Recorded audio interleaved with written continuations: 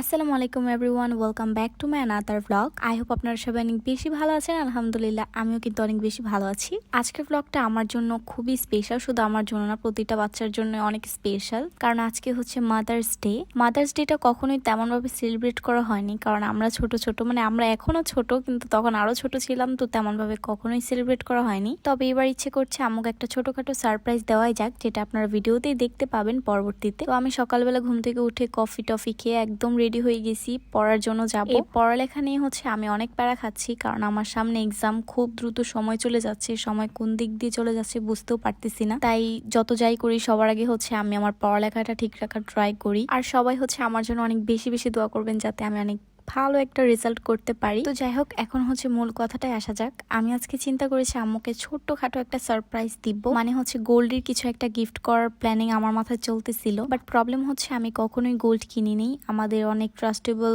Shop থাকলেও হচ্ছে আমার কখনো গোল্ড কেনা হয়নি একা গিয়ে। যখনই হচ্ছে কেনা হয় আম্মুর সাথে থাকে, অথবা কোনো কাজিন অথবা কেউ একটা সাথে থাকি দেখা যায়। বাট আজকে আমি সম্পূর্ণ একা ছিলাম, মানে আমার কাছেই টাকা ছিল, মানে আমি গোল্ড কিনবো, আমার এটা বিশ্বাস করতে অনেকক্ষণ লাগতেছিল। আর আমি অনেক এক্সাইটেড ছিলাম। আমরা হচ্ছে পড়া শেষ করে চলে আসছি ব্রেকফাস্ট করার জন্য, কারণ আমাদের সকাল সকাল দুজনেরই হচ্ছে অনেক ক্ষুধা লেগে গেছিল। তো ভাবলাম যে আগে খাওয়া দাওয়া করে তারপর হচ্ছে বাকি কাজগুলো করে ফেলবো। তো খাওয়া দাওয়া শেষ করে হচ্ছে আমরা চলে গিয়েছিলাম আমাদের অনেক ট্রাস্টেবল একটা জুয়েলারি শপে, যেখান থেকে মোস্ট অফ দ্য টাইম আমরাই হচ্ছে গোল্ড পারচেস করি। তো এখানে হচ্ছে আমার অনেকক্ষণ যাচাই বাছাই করার পর একটা জিনিস পছন্দ হয়েছে আমার আম্মুর জন্য। যদিও আমি আগে থেকেই ডিসাইড করে এসেছি আমার আম্মুর জন্য কি নিব, তবে গোল্ড চুজ করাটা আমার কাছে অনেক টাফ মনে হয়, কারণ যা দেখি তাই ভালো লাগে। তারপর হচ্ছে আমরা চলে আসলাম একটা কেক নেওয়ার জন্য। যদিও তেমন বড়ভাবে সেলিব্রেট করব না, তারপরও একটা কেক না হলে আসলে হয় না। আমার বাসায় আমি সহ সবাই হচ্ছে চকলেট ফ্লেভারের কেকটাই সবচেয়ে বেশি পছন্দ করে, এই জন্য ভাবলাম যে এটাই নিয়ে নিই। তো আমি হচ্ছে ভাইয়াকে এটাই প্যাকেট করার জন্য বলে দিছি, বাট বলার পর দেখলাম যে এটা নামই লেখা হয়নি, মানে হ্যাপি মাদার্স ডে। তো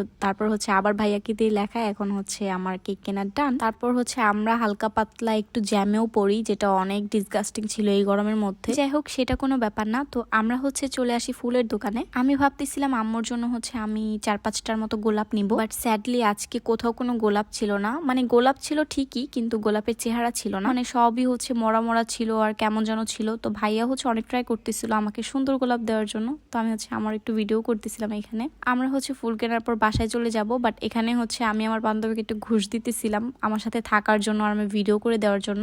বাই দ্য ওয়ে, এটা হচ্ছে আমার ফুলের ফাইনাল লুক। আমি তোড়া বানাতে চাইনি, জাস্ট গোলাপি নিতে চেয়েছিলাম, বাট ভাই আমাকে প্রেফার করলো যে তোরা বানালে সুন্দর হবে। তো ফাইনালি হচ্ছে আমি বাসায় চলে আসছি, আর আমি হচ্ছে এসেই আম্মুকে ফুল দিয়ে উইশ করে ফেলছি, কারণ আমার আম্মুর সাথে আমার দেখা হয়ে গেছে। আমি চাচ্ছিলাম লুকায় লুকায় সব করব, বাট কিভাবে ভাই, আমি কেন জানি কোনো জিনিস লুকায় করতেই পারি না। এই জন্য হচ্ছে আমি ফুল বাহিরে দিয়ে উইশ করে ফেলছি আম্মুকে, বাট বড় গিফট এখনো বাকি আছে, যেটা হচ্ছে আমরা কেক কাটিং এর সময় আম্মুকে দিব। আমার লাইফে প্যারার কোনো শেষ নাই। আমি হচ্ছে বিকেলবেলা আবারও যাচ্ছিলাম পড়তে, ভাবলাম এটাও আপনাদের সাথে শেয়ার করি, কারণ বিকেলবেলার ওয়েদারটা জাস্ট দেখার মতো ছিল। এরকম ওয়েদারে আসলে আমি আমাকে নিয়ে একটু টেনশনে থাকি, কারণ আমার মতো চিকনা মানুষদের এরকম ওয়েদারে উড়ে যাওয়ার সম্ভাবনা অনেক বেশি। তো কারা কারা হচ্ছে আমার মতো একটু চিন্তায় থাকেন তারা কিন্তু অবশ্যই কমেন্ট বক্স জানিয়ে যাবেন, যারা আমার মতো একটুখানি শুকনা। তবে এরকম ওয়েদারে একটাই প্রবলেম, যেটা হচ্ছে গাড়ি পাওয়া অনেক টাফ হয়ে যায়। আর যেদিন আমার একটু তাড়া থাকবে সেদিন আমি একদমই গাড়ি পাই না। তো পড়া শেষ করে হচ্ছে আমি চলে আসছি বাসায়, আর